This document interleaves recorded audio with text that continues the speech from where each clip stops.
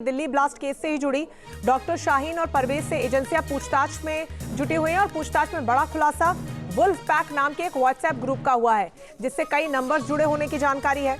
Doctor Shaheen इस wolf pack WhatsApp group की admin थी और वुल्फ आर में एक्टिव होते ही दिल्ली ब्लास्ट से जुड़े आरोपी हैं जितने भी इसमें एक्टिव रहते थे। ये आरोपी वुल्फ आर में ही बात करते थे और आतंकी गतिविधियों को लेकर भी डिस्कशन यही होता था है। अविनाश, एक के बाद एक खुलासा भी। वुल्फ आर में अक्सर बातें होती थी, ये कोई खास दिन का घंटा इन्होंने चुना हुआ था कि इसी वक्त सब लोग एक्टिव होंगे और बात करेंगे, क्योंकि बच बचा के लंबे समय से ये पूरी साजिश को अंजाम देने की प्रक्रिया चल रही थी।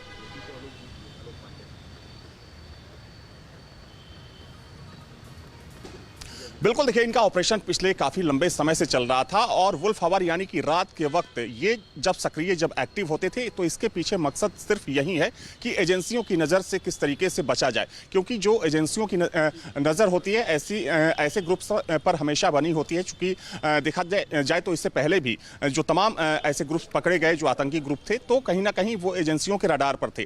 तो रात में 11 से लेकर 2 के बीच का जो चैट बॉक्स इनका है वो उसका पूरा ब्यौरा इसी समय का है, यानी कि जो समय इन्होंने चुन रखा था वो रात का समय था और चूंकि इसके पीछे का मकसद ये था कि एजेंसियों की नज़र से बचा जाए। और देखिए, एक महत्वपूर्ण चीज़ इसमें यह भी है रंजना कि जो शाहीन का भाई परवेज है जो कि लखनऊ की इंटीग्रल यूनिवर्सिटी में काम करता था, वो पिछले 1 साल से नाइट ड्यूटी में था। सोचिए कि कोई व्यक्ति नाइट ड्यूटी में काम नहीं करना चाहता है, लेकिन वो व्यक्ति पिछले 1 साल से लगातार नाइट ड्यूटी में था, यानी कि मकसद बिल्कुल साफ है कि रात के वक्त एक्टिव होकर जो ग्रुप के दूसरे सदस्य हैं उनको किस तरीके से एक्टिव करना है। और देखिए, महत्वपूर्ण ये भी है कि शाहीन का नाम इस ग्रुप में अल्फा रखा गया था।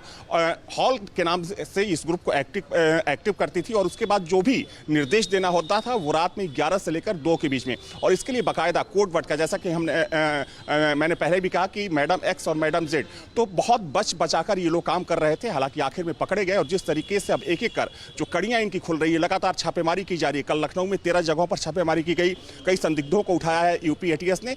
तो अब एजेंसियों की कोशिश ये है कि इस पूरे नेक्सस को नेस्तनाबूद किया जाए। और देखा जाए तो अब तक कई लोग हिरासत में है, कई लोगों को गिरफ्तार किया गया है। 200 से ज्यादा जो डॉक्टर हैं जो कश्मीरी मूल के हैं, जो उत्तर प्रदेश में रह रहे थे, यहाँ पर काम कर रहे थे, वो यूपी एटीएस के रडार पर हैं और उनसे पूछताछ के लिए जल्द ही यूपी एटीएस की एक टीम जम्मू कश्मीर भी जाने वाली है। तो अब एजेंसियां लगातार इनके पीछे पड़ी हुई है और एजेंसियों की कोशिश ये है कि इनमें से एक भी बच ना पाए। बिल्कुल, और यही कोशिश है और इसीलिए जांच के दायरे को बढ़ाया जा रहा है। बहुत शुक्रिया अविनाश आपका तमाम जानकारी के लिए। जहां भक्ति है हर शब्द में, कथाओं में छिपे हैं दिव्य रहस्य और ज्योतिष देता है जीवन को दिशा। धर्म से जुड़ी हर बातों को जानने के लिए हमारे चैनल स्तुति को सब्सक्राइब करें। चैनल पर जाने के लिए इस लिंक पर क्लिक करें।